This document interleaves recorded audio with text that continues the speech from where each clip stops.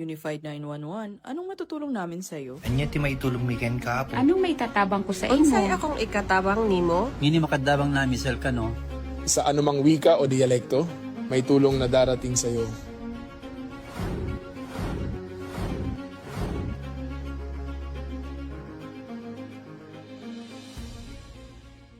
Lilingkod sa bawat Pilipino at magbibigay ng tamang impormasyon para sa tahimik at maayos na Pilipinas. Police News Network, alagad ng batas, tagapagtaguyod ng balitang pulis, sandigan ng mamamayan, patnubay ng katotohanan. La Campo Crame, maghahatid ng pinakahuling kaganapan at nagbabagang balita. Ito ang PNN Police News Network. At ngayon, ang inyong mga tagapagbalita. Magandang araw, bagong Pilipinas. Ako ang inyong alagad ng batas taga-taguyod ng Balitang Pulis, Patrolman Julius Sam Acad. Maghahatid sa inyo ng tamang balita, kwento ng pulis at serbisyo para sa mamamayan, at ito ang PNP News Online. Ang pangunahing balita ng Police News Network, alagad ng batas, taga-taguyod ng Balitang Pulis.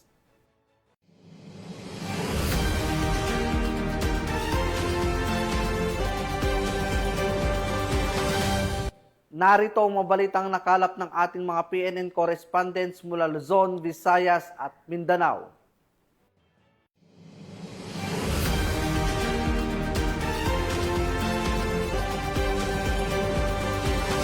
Inaresto ng pulisya sa Science City of Muñoz, Nueva Ecija ang isang lalaking sospek at nasamsam ang mahigit sa 1.3 milyong halaga ng iligal na droga, pati isang hindi lisensyadong baril noong Sabado ng gabi, Disyembre 27. Kasunod ng isang ulat ng grave threats. Ayon sa pulisya, agad na kumilos ang mga otoridad matapos ang sumbong na nagresulta sa matagumpay na operasyon at pagkakakumpiska ng mga ebidensya. Bagong PNP para sa bagong Pilipinas. Serbisyong mabilis, tapat at nararamdaman.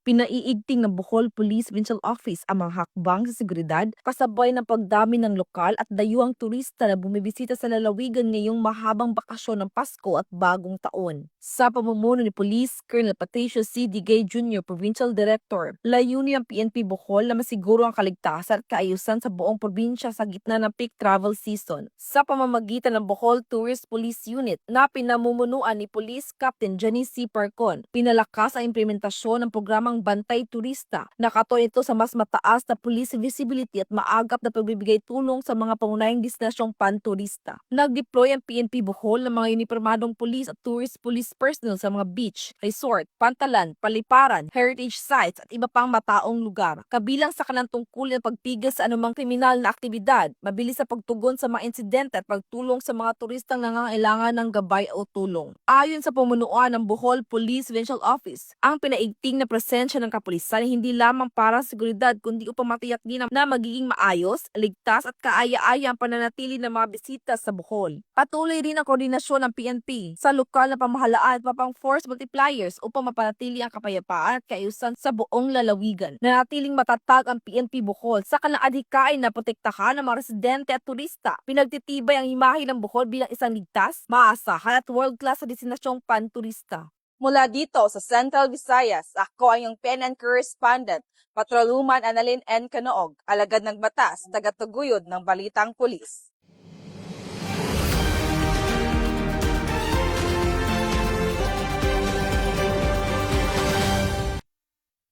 Nagsagawa ng seremonyal na pagsira ng mga nasamsam na ilegal na paputok, pyrotechnic devices at boga ang Pangasinan Police Provincial Office noong Disyembre 27, 2025 sa BPO Grandstand Camp Governor Antonio U. Sison, Lingayen, Pangasinan. Ang aktibidad ay sinagawa sa pamamagitan ni Police Lieutenant Colonel Marceliano A. Desamito Jr., Deputy Provincial Director for Administration, sa ilalim ng pamumuno ni Police Colonel Arbel C. Merculio, Provincial Director ng Pangasinan BPO.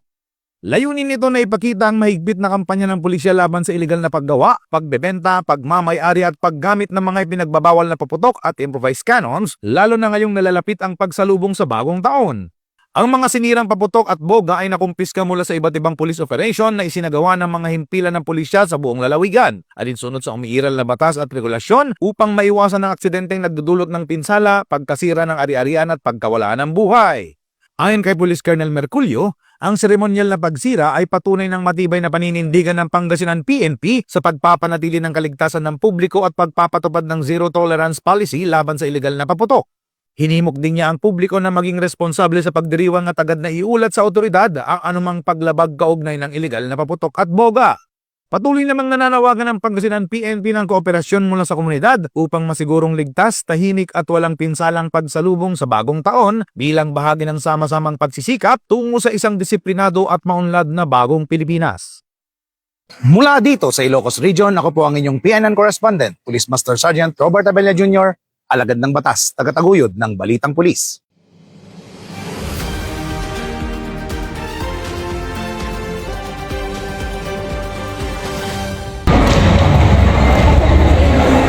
Magkapatid na sangkot sa online na pagbebenta ng mga rehistradong SIM card arestado sa ikinasang entrapment operation ng Cavite Provincial Cyber Response Team ng RACO 4A sa Bacoor, Cavite. Matapos makumpirma ang kanilang iligal na gawain ay nakipagkasundo ang mga otoridad para sa isang pisikal na transaksyon na nagresulta sa kanilang pagkakaaresto. Sa operasyon, nakumpiska mula sa mga suspect ang mahigit 600 pirasong SIM card. Nahaharap ngayon ang mga ito sa paglabag sa Republic Act 11934 o SIM Registration Act. Mula dito sa Campo Crame, ako ang inyong PNN correspondent, Patrolwoman Mary Grace Artizuela, nagbabalita para sa Police News Network, alagad ng batas, tagataguyod ng Balitang Pulis.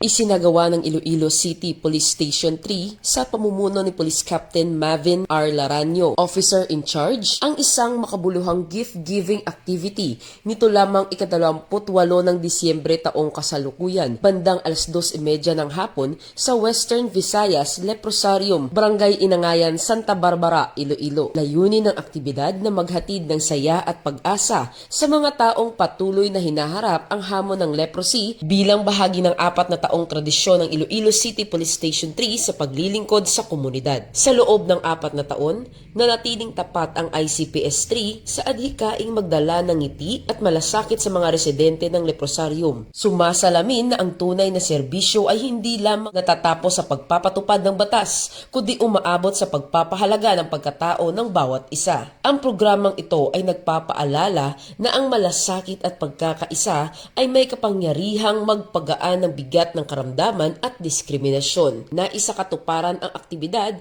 sa tulong ng Iloilo City Police Station 3 Force Multipliers na binubuo ng Barangay Peacekeeping Action Team 3, Rider Emergency Responder, Reunite Discipline Anti-Crime Force, Anti-Crime Force Incorporated, Guardians G1, Mata ng Masa Task Force Intelligence International Haro Chapter, at Higher International Police Commission, katuwang ang mga LGU at ang Iloilo Baptist Church na sama-samang naghandog ng tulong at kagalakan. Ipinaliwanag ng ICPS 3 na ang pagbibigay ng regalo sa leprosarium ay higit pa sa material na tulong. Ito ay pagpapanumbalik ng dignidad, koneksyon at pag-asa na kadalasang inaagaw ng karamdaman at diskriminasyon. Sa kabila ng lugar na madalas na iugnay sa pagdurusa, ang aktibidad ay naging sagisag ng kabutihan, pag-asa at kagalakan, patunay na kahit maliit na regalo ay may kakayahang magbigay ng saysay at saya sa buhay. At sa patuloy na ganitong inisyatiba ng ating kapulisan, ipinapakita ng PNP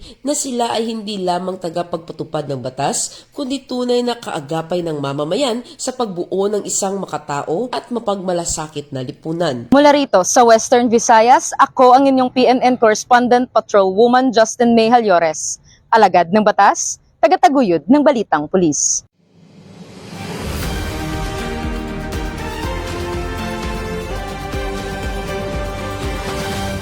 Nadiskubre ng Benguet PNP at PDEA ang mahigit 1.4 milyon halaga ng fully grown marijuana plants sa isang communal forest sa bayan ng Bacon, Benguet, kamakailan. Natuklasan ang 3 plantasyon na may kabuang lawak na humigit kumulang 700 na metro kwadrado na tinaniman ng tinatayang 7,200 piraso ng marijuana plants na may tinatayang halaga na 1,440,000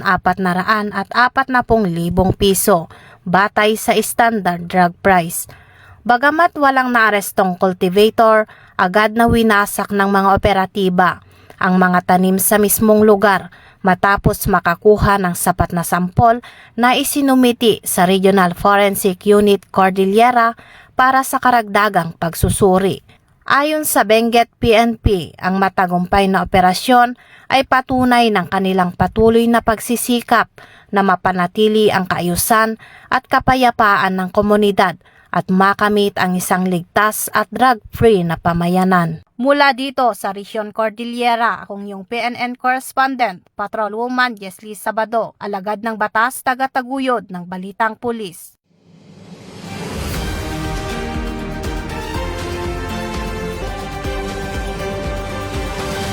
At yan ang mga balitang nakalap ng ating mga PNN correspondents mula sa iba't ibang panig ng bansa. Sa ngalan ng pamunuan ng Philippine National Police, sa pangunguna ni Acting Chief PNP, Police Lieutenant General Jose Melencio Nartates Jr. at sa pamumuno ni President Ferdinand Bongbong Marcos Jr. Kami ay maglilingkod sa bawat Pilipino at magbibigay ng tama at balansing balita.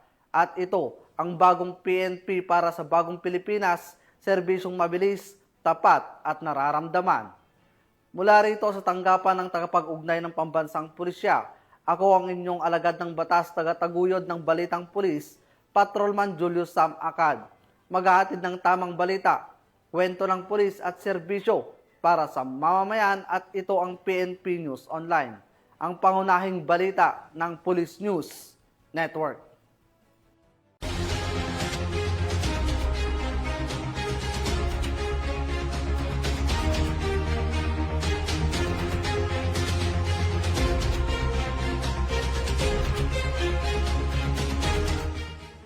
Police News Network, alagad ng batas, tagapagtaguyod ng balitang pulis.